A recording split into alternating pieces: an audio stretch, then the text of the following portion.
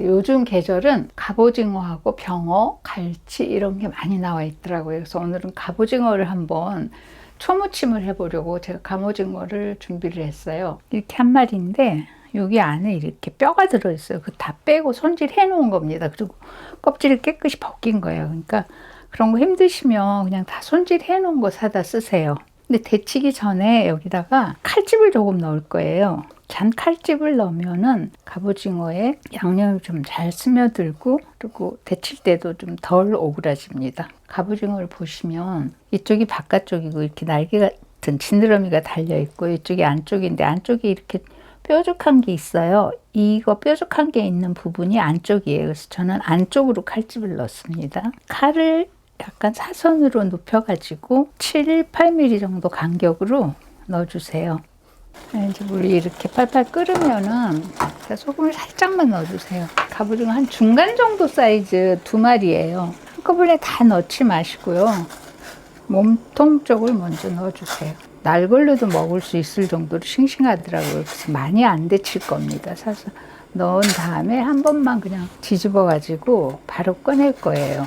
몸통 꺼낸 다음에 다리예요. 다리도 제가 위쪽 부분은 껍질을 벗겼습니다. 불을 꺼주세요. 같이 넣을 재료를 한번 손질해 보겠습니다. 저는 이제 요즘 오이가 맛있고 좋아서 오이를 넣거든요. 근데 오이 이쪽 끝부분, 이쪽 껍질은 조금 억세니까 필러로 끝쪽만 좀 살짝 벗겨주세요. 길게 절반으로 갈라주세요. 씨를 이렇게 티스푼을 이용해서 좀 파내주세요. 씨 쪽에서 이렇게 묻혀놓으면 물이 많이 나오거든요. 그래서 물 나오는 걸 좀 방지하기 위해서 씨는 파버리신 다음에 4등분 정도를 할게요. 이렇게 해서 이렇게 잘라주세요. 6mm, 5mm, 6mm 그 정도로 이렇게 자른 오이를 소금에 살짝 절이겠습니다.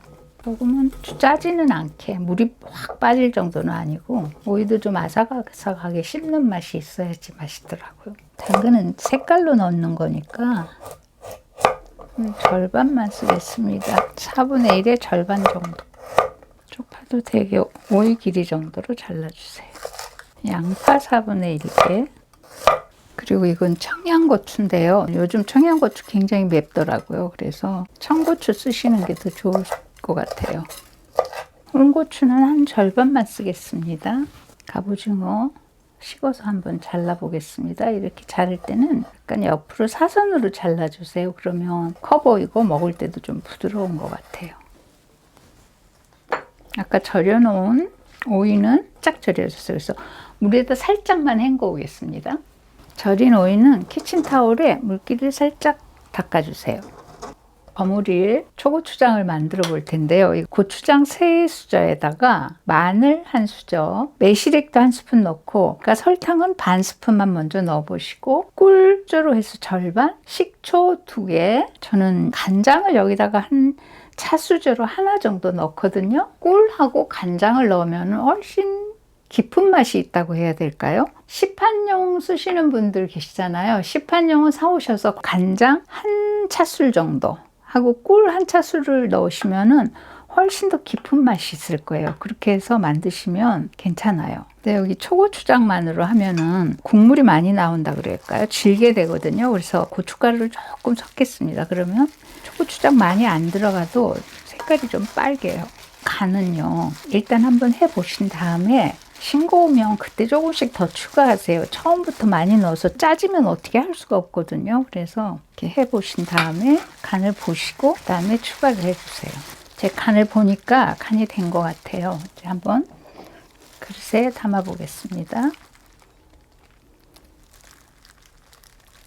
자, 이렇게 해서 갑오징어 오이 무침을 만들어 봤습니다. 제철에 나오는 싱싱한 재료로 하는 게 제일 맛있지 않을까 생각됩니다. 갑오징어 무침 한번 만들어 보시기 바랍니다.